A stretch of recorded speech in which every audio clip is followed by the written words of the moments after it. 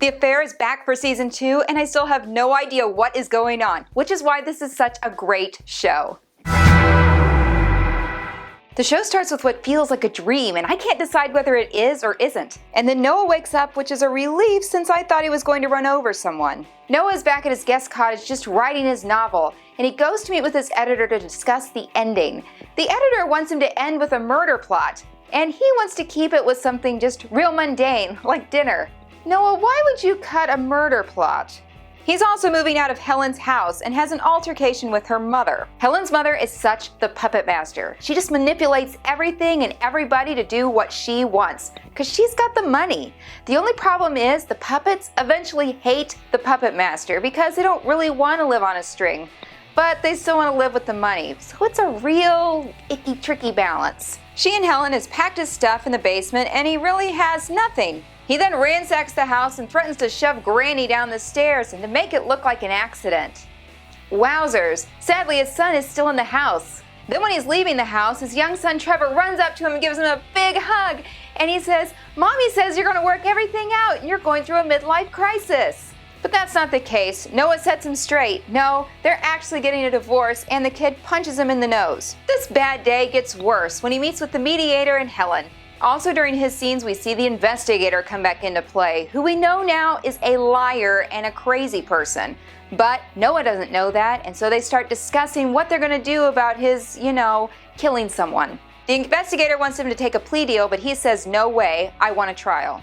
And then the investigator brings up the woman he killed in a hit and run.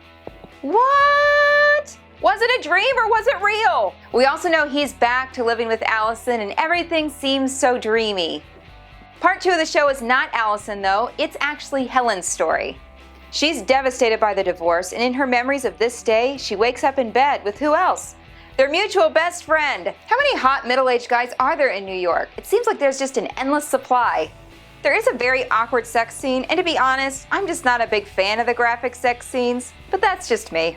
But even though Helen's now hooked up with him, she still just doesn't feel better. She's upset. But while she's upset, he seems like he is really happy and digging the whole situation, like he's always wanted her. She goes to the mediation but does not feel it goes well and leaves to get her daughter from ballet, where we see what we already know about moms. Other moms can be awful. They're gossiping about her and she can hear them. It's just terrible.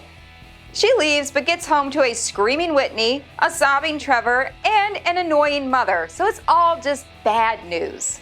She ends up going to her mother's benefit dinner, and while she is sad, she thought she would be going alone. But there sits Max in Noah's spot. He is incredibly romantic.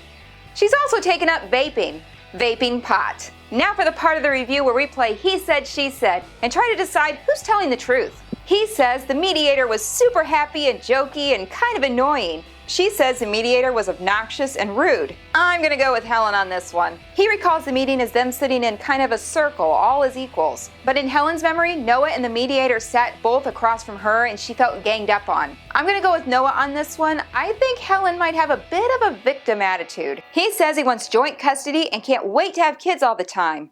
She says he yelled and didn't want the kids until he had finished his book.